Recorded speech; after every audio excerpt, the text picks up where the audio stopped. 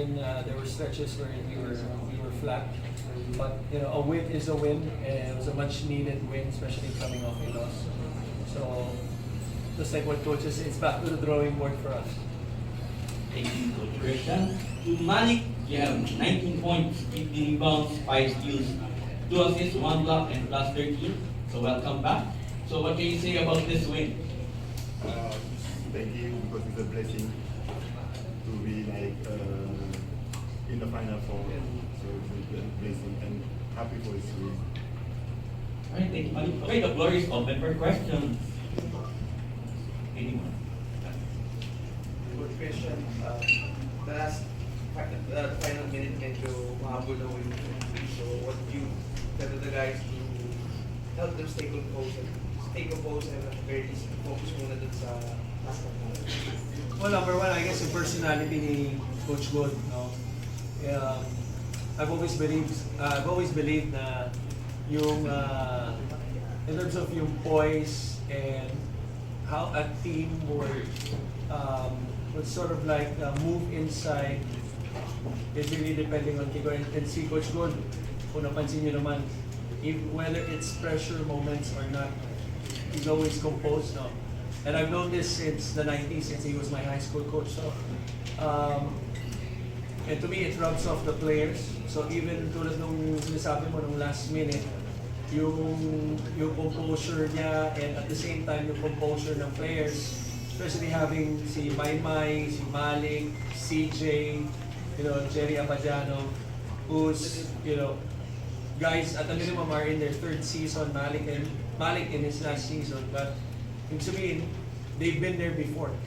So, and this is a team, talking about UE na, kumbaga, tulad ng sinasabi namin nila Coach Gold, wala namang team sa UAAP this season that you could really take for granted.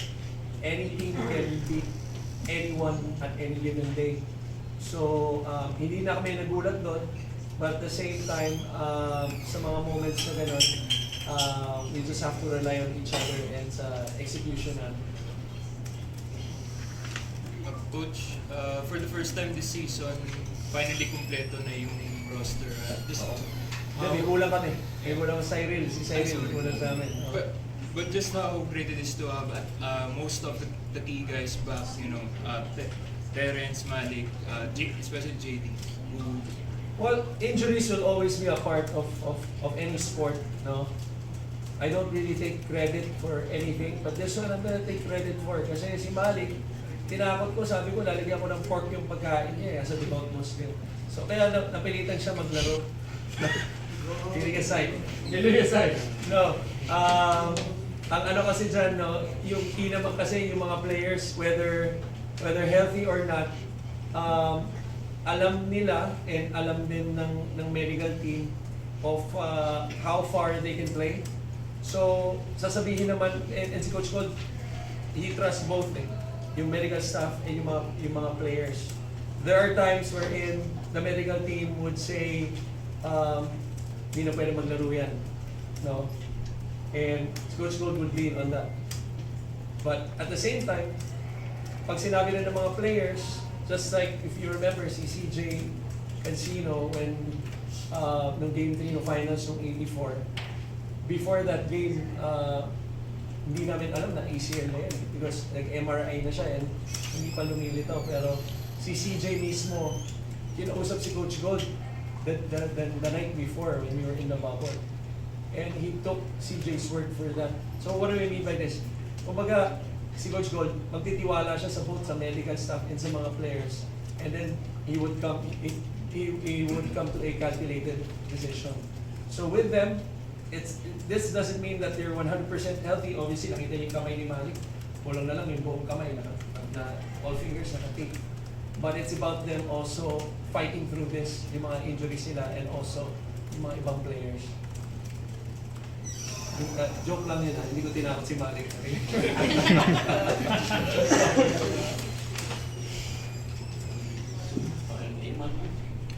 Questions? Ayman, go. Malik, now that you guys have made it to the Final Four, how does this change your preparation, knowing that you guys will now be aiming for one of the coveted twice Yeah, it's good to be like in the final for first. But I think the other can say anything. We have to be ready. We have to like prepare well to finish first the second round and think about the final four. To end up the fight to be first. Coach Christian, now that the final four berth is already sealed, of course, the next step is getting that twice to beat. Of course, it's a three-way tie between UP, ANU, and LaSalle, very close. So, how are you gonna deal this the next coming last 3 games? Well, still one practice and one game at a time. Now, our next game is Saturday, but we're setting our minds on tomorrow first in practice. Coach God lagi niyang in-emphasize on staying in the present. And this is one thing na hindi lang sa amin, pero sa mga players that they would always say. So, before ANU and LaSalle, and I think as of today, parang two-week type parang yata rin kasi parang LaSalle 3 losses. So, yeah, but that's important obviously. If we could get that advantage and seal that advantage maybe with a win or two or better. Sweet. Ang maganda kasi ngayon, nasa kamay pa namin yung destiny namin. And that's one thing that Coach God would always emphasize sa start pa lang ng season or even prior to that. We always want to take control of the things within our hands. And at this point, the things are still within our hands. So hopefully, we could, sweep the next 3 games.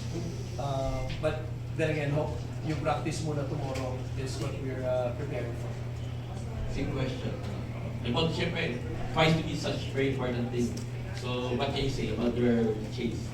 Like what Coach said, it's good to be to have that advantage twice. So we have to go for it. Take the next year we have Saturday again, so we have to be ready for that game first. And let's see. I think we can get it and we will get it. Coach, with the last games of elimination, how are you looking at the team health-wise? And I guess how would you say, are you okay with the level of play right now, or is there still something that you want to see going into the last stretch? Well, malaking bagay yung, especially schedule namin next week. After this Saturday, we're playing Sunday and Wednesday and then Sunday. So, pag ganun yung schedule, ang laking bagay yung pahinga in between. So, unlike when you play just like this week, naglaro kami ng linggo. Tama ba? Naglaro kami ng linggo. And then Wednesday. So, yung 2 days namin, hindi kami talaga nagkaroon ng chance to have a break, a 1-day break. So, in terms of recovery, to your question, malaking bagay yun, number 1.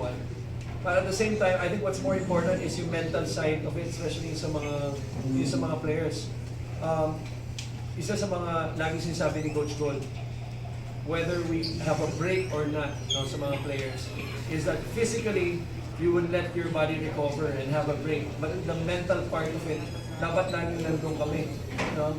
Kung kaya nilang panaginipan, dapat panaginipan nila lahat ng mga ginagawa namin, both offensively and defensively. But the point is, to stay focused, because this is one thing that we have, worked hard for all throughout the years. We've been practicing since January, the 2nd week of January, and the league is only 2.5 months. So injuries, like I said, is a part of it. Pagod is a part of it, but it's really a part of an athlete, buhay ng isang atleta. Congratulations, Coach Christian. And Thank you, Coach. Thank you.